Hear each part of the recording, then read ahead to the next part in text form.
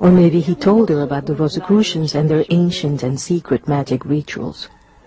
This was the first time that Leola felt that she had heard the voice of her destiny. She decided then she would go in search of that knowledge. Perhaps Veda is right. I sensed the mystery and rushed to find it. I felt there had to be a place on earth where pure knowledge was safely guarded. Knowledge about the universe, about God and man. From the teaching of Catholic missionaries, I learned that within one of the great mountains of the Himalayas there was a city of eternal light, a kind of paradise where saints lived, those masters who chose not to move on to eternal bliss in order to continue to help humanity here on earth. I was sure I could reach that place, overcoming all obstacles in my way, and that is what led me to India and the remote mountains of the Himalayas.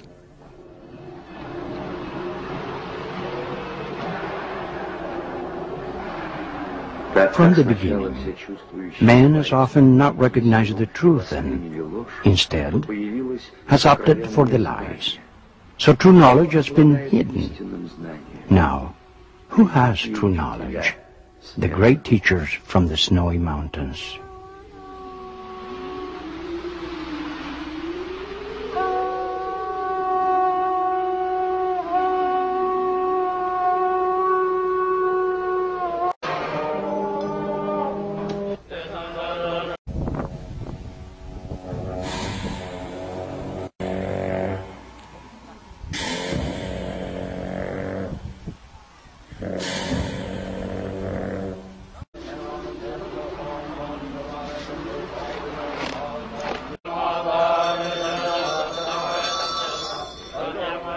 Oh, teacher, what must I do in order to attain wisdom?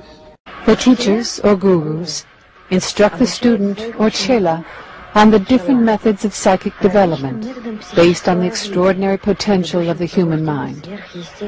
The Tibetan mystics have always kept secret the nature of their studies, just like the initiates of the ancient mystery schools.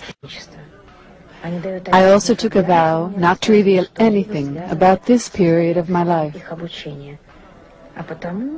All I can say is that thanks to the Tibetan teachers, I developed my psychic abilities.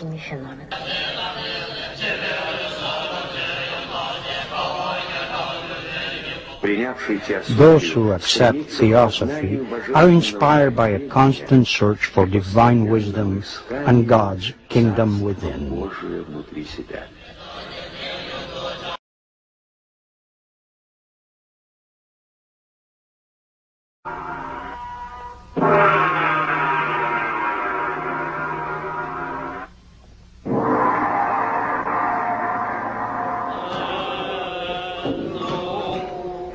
The study of the sacred texts of the East provided me with the key.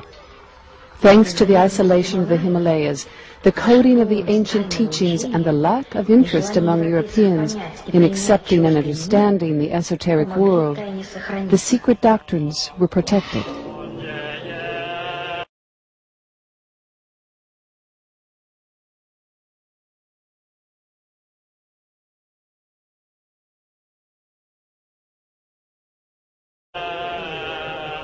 Those secret teachings cannot be completely revealed.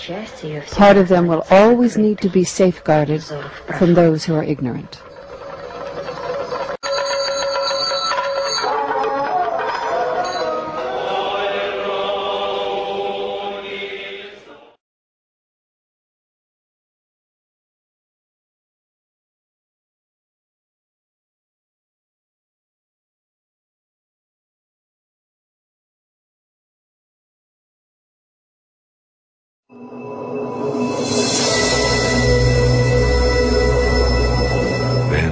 Together and all at once, the peaceful and wrathful deities come before the dying man, filling the whole of space. If he does not recognize these as his own projections, then they transform into the terrifying image of the Lord of Death, with gnashing fangs and glassy eyes. This too is his own projection, but if he does not accept that, His fear and turmoil force him to wander on in terror to the bardo of rebirth.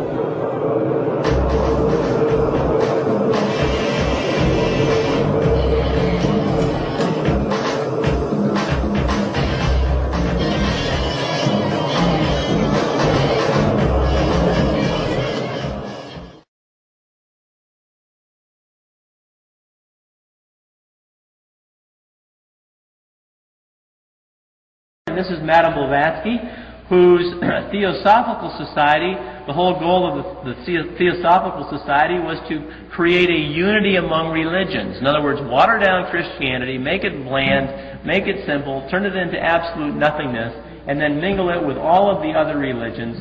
And of course, she was a Satanist, a Luciferian.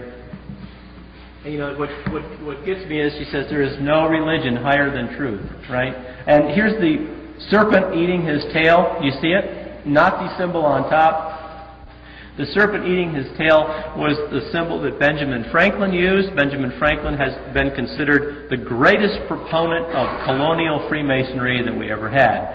And one of Blavatsky's statements was, what is one to do when in order to rule men it is necessary to deceive them?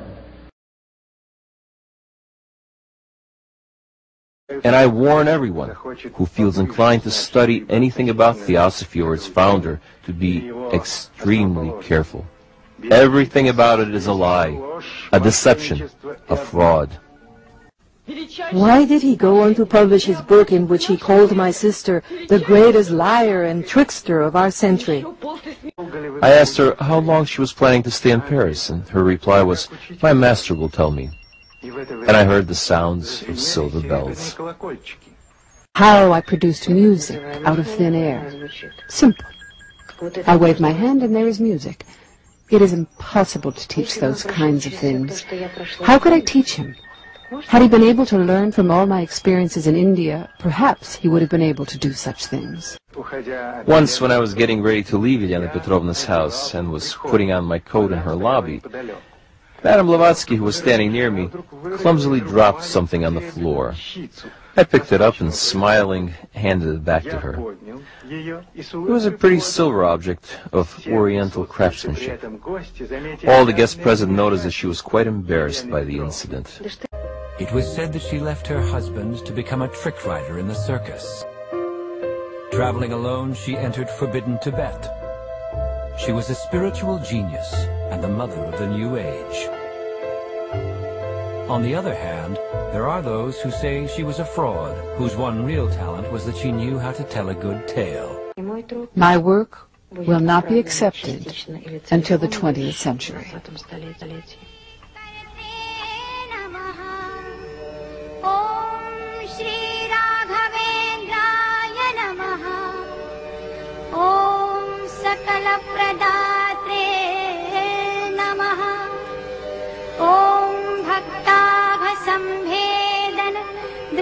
वज्राय नमः ॐ क्षमा सुरेन्द्राय नमः ॐ हरिपाद कञ्जनिषेवणालब्ध समस्त संपदे नमः ॐ देवस्वभावाय